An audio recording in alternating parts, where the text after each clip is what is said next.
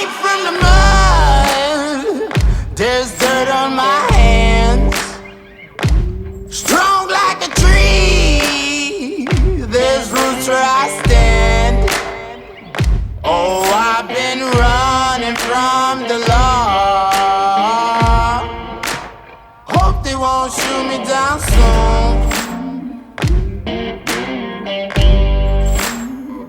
You're so passionate about what you do when you talk about what you're doing. You're so unassuming in what you do, and you don't care about what other people think of you and your brand. Like, you're so into what you do, but so into what others do, you know? Like, and this is like the relationships that I look for with a restaurant and who I want to supply the restaurant.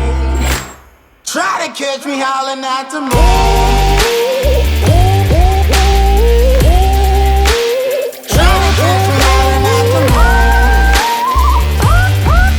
I'm from like a big family, so I have 5 siblings.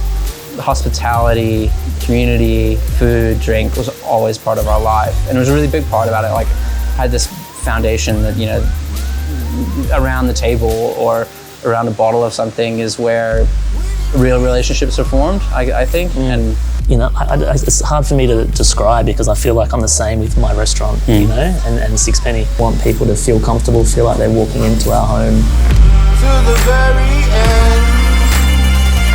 Many men try to reach it. So Wildflower, when did it start? When did it open? we started brewing here in December of 2016. Beer has been such a male-dominated thing for so long, and that was just not where I wanted to see our space or our products. Like, our beer is actually more approachable to a lot of different palates than beer as a wider group. And that was also a massive part for me starting this brewery, was the fact that it became much more about the flavors that we were be able to create. Will you find me? When you first started making beer, so it was just a store-bought culture. It wasn't like a live culture. So you started doing that. Yeah.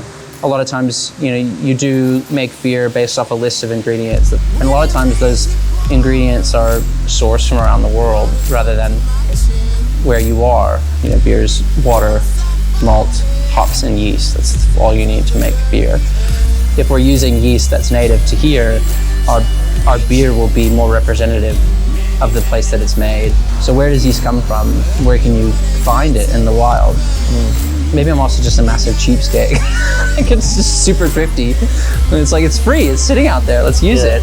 You know, we live in this amazing continent with an incredible history all of its own. And that's largely what we do today, I guess, is exploring the potential of what could be made here. Like, work with our farmers of the raw materials, work with the native yeast that we use to ferment our beer, and watch, like, just prepare the conditions for it and watch and wait for it to say, okay, I'm ready, or taste this is really cool. But I just think when you're doing this from something that drives you, you know, not from external people telling you what you should be doing. For me, I just think they're timeless exercises, you know. Well, Dan and I will probably just sit here and drink this. You guys can go to the next place. We're just gonna exactly. because I haven't seen him in a while.